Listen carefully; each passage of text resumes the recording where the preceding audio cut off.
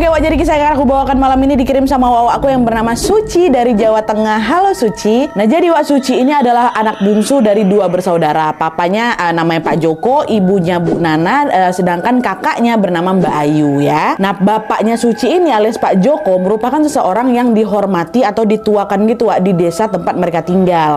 Hal itu terjadi karena memang Pak Joko ini punya kemampuan untuk mengatasi gangguan terkait hal-hal mistis gitu lah Wak. Jadi bisa dibilang bapaknya Suci ini orang pintar gitu ya. Pernah nih ada kejadian di mana Pak Joko ini diminta membantu salah satu tetangga mereka yang kesulitan menemui ajalnya. Dan tepat setelah melihat keadaan si tetangga, Pak Joko ini langsung notice kalau si tetangga tuh sulit meninggal gara-gara dia pakai susuk gitu katanya Wak, ada di dalam tubuhnya susuk tuh.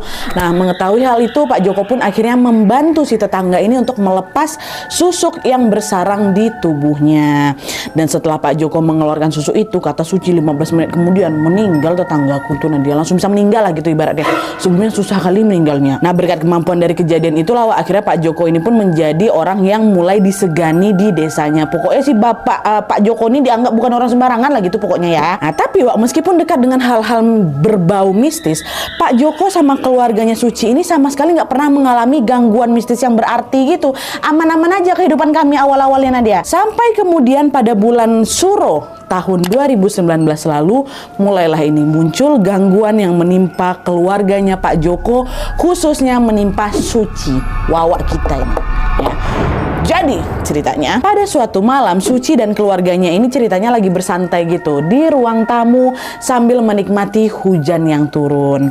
Nah, pas lagi seru-serunya ngobrol, mereka dikejutkan dengan suara petir dan juga kilatan cahaya yang saling menyambar-nyambar dari luar itu kan. Dengar suara dan pemandangan itu, Bu Nana, mama Suci bilang, Pak ini kok lama-lama hujannya jadi nyeremin kayak gini ya? Ibu kok jadi ngerasa nggak enak hati, Pak takut terjadi apa-apa katanya. Udahlah Bu, jangan banyak pikir negatif, berdoa aja lah semoga nggak ada apa-apa kata bapaknya. Iya ya Pak ya, berdoa terus ya nak, kata si ibu. Nah, tepat setelah mamaku ngomong kayak gitu, nah dia tiba-tiba listrik di rumah kami mati. Alhasil suasana di rumah mereka jadi gelap gulita kan tengah malam tuh. Nah, di sini gantian Suci. Waktu mati lampu tuh udah nggak enak perasaan aku tuh Nadia. Gak pernahnya kayak gitu Wak. Tapi dengan cepat dia langsung mengusir rasa takutnya kan.